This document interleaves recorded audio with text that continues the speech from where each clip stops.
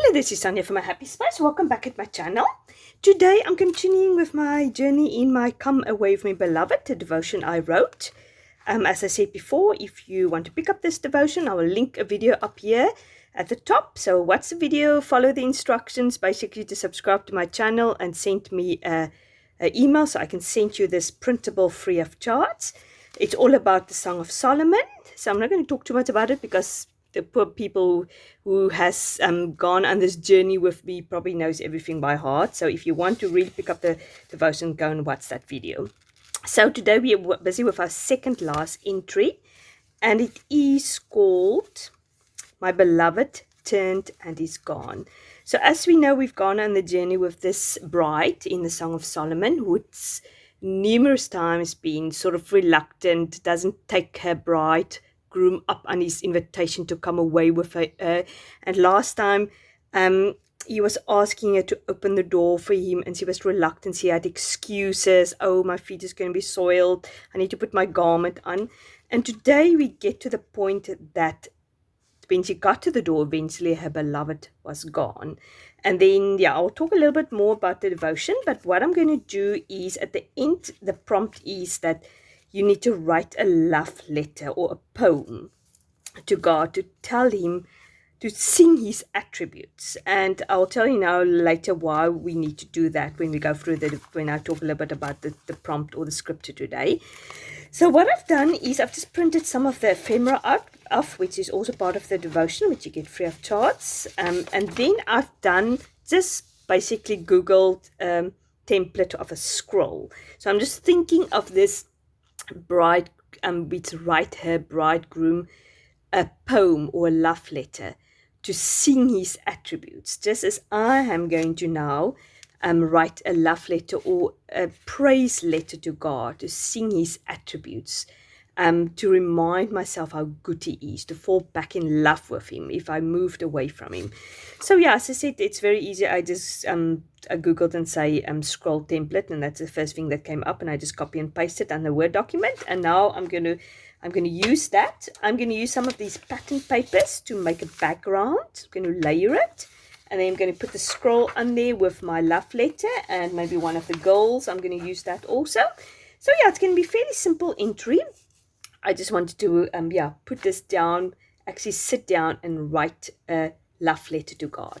There's loads of verses which I'm put there in the back, so you can definitely use all of these, or just any praise verses which means a lot to you in the Bible. It's just suggestions, these. So yeah, let me put you on fast forward and let's put this entry together.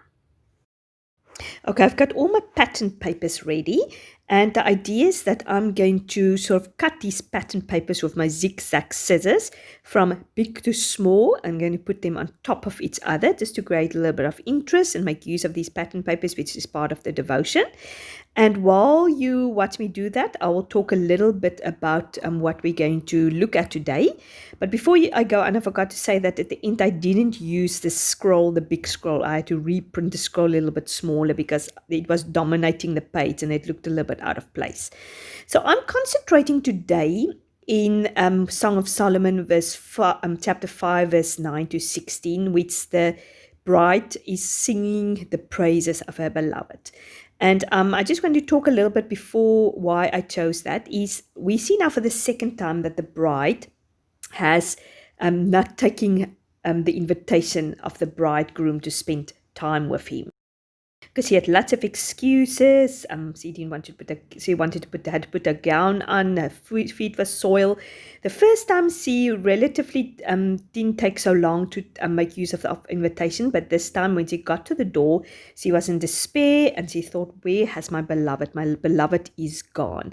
And she went out in the street and she went to look for him, but she couldn't find him. At one stage, she was quite in a dangerous position. She was beaten up.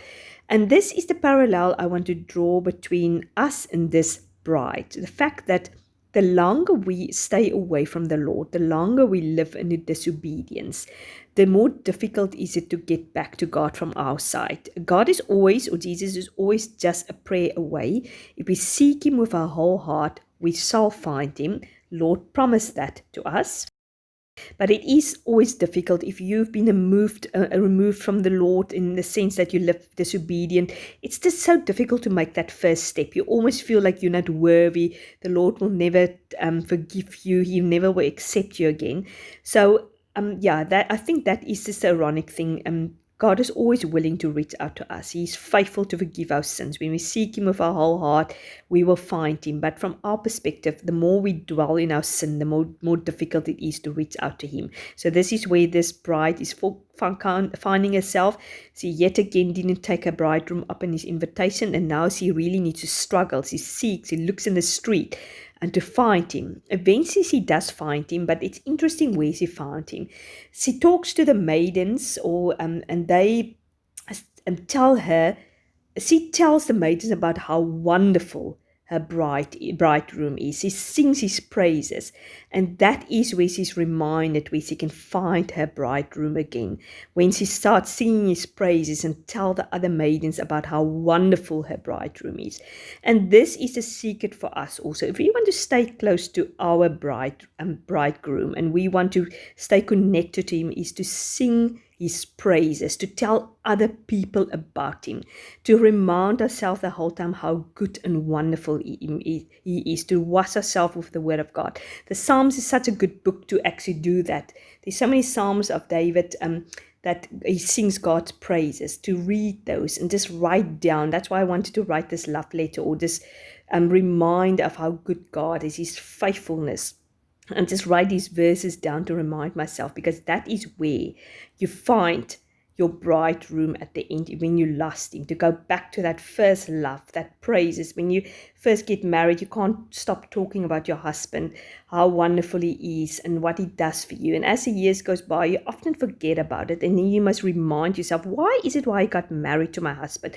What was the good attributes about him? What attracted me to him?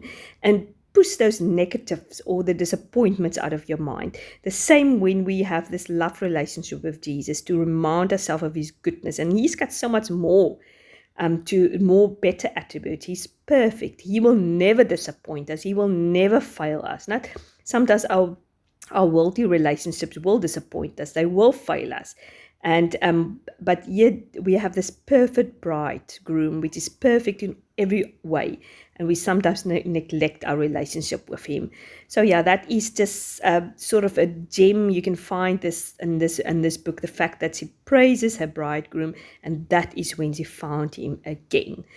So yeah, I just wanted to do that. Artwork wise, you can see I've written down my love letter, and I've put these two flowers sort of next to a tuck out from it, and then I've put my girl there next to it, and then I've just created my own tappy with this devotion comes tabs, but I used all of them, and I didn't want to print some more, so I just created my own. Then I thought it looks a bit white, and I decided to use my Stix Oxide ink. I think it's rose velvet. Yeah, it's sort of the more softer color, and I'm just creating a background there, just to bring a bit more color in. Obviously, it would have worked better if I'd done it from the start, but I was hoping these pattern papers will fill the whole page, but unfortunately it didn't fill a whole page. So yeah, I hope you're still enjoying this devotion. I really am just finding it's just nice for me to get back to it, reading it. And next time I'm going to do my last entry. I just want to remind you, if you want to make use of this devotion, just to use the hashtag. I'll put it up here on the screen and tag me. I love to see how you use this devotion. It really warms my heart. So I hope you enjoyed this entry. If you like this video, please give it a like. And if you haven't subscribed, please do so. I'd really appreciate it. And if you want to pick up this devotion, remember to watch the video which I've linked down below here. Have a great day. Bye-bye.